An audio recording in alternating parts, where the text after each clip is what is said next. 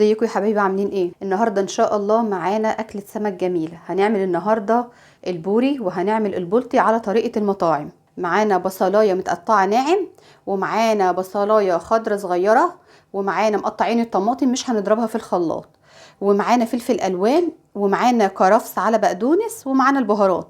البهارات عباره عن كركم وملح وفلفل اسمر وكمون على كزبره.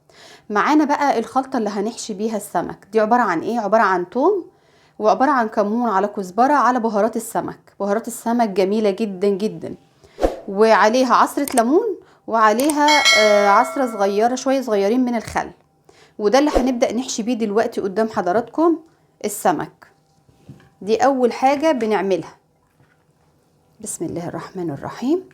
هنبدأ نحشيه من بره ومن جوه. احنا عاملين فيه فتحات علشان تشرب كلها من التتبيلة بتاعتنا زي ما انتوا شايفين.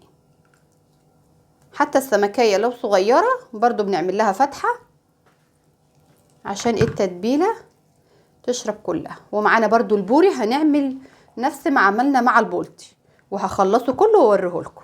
ومعانا يا حبايبي هنا اهو زي ما خلصناه كده حشناه، وبعد كده بقى هنروح نشوف هنعمل ايه تاني.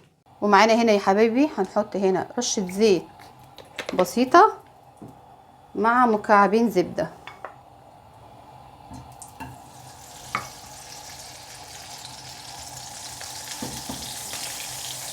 هنحط معانا البصل،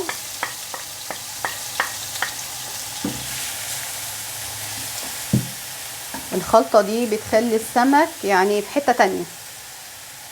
والبصل الاخضر هنسيبهم يتبلوا مع بعض شوية. نحط يا حبايبي هنا الفلفل الالوان. ان شاء الله هتعملوا الاكلة دي وتدعوا لي باذن الله. ومعانا هنا الجزر المبشور. طبعا الجزر اساسي في السمك، وجربوه وانتوا هتعرفوا. ومعانا الطماطم هنسيبهم بقى مع بعض كده ايه، ياخدوا ويدوا كده مع بعض. ورجعنا يا حبايبي معانا هنا الكرفس والبقدونس. طبعا بنحطهم اخر حاجه. انتوا عارفين اي حاجه خضراء ما بتحبش تتعرض للنار كتير.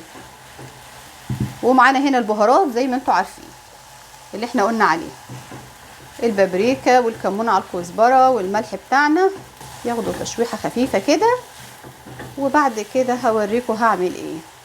وهنا يا حبايبي هناخد السمكيه هنحشيها من جوه زي ما انتوا شايفين كده.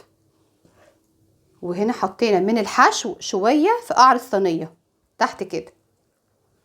وهناخد واحده من البوري عشان مش عايزه اطول عليكم الفيديو عشان وقتكم اهو. وهكمل الكميه وارجع لكم تاني.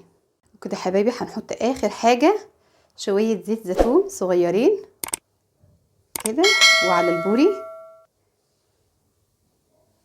بس. ومعانا هنا شرايح الليمون، وهندخلها الفرن ونطلعها ونرجع لكم تاني.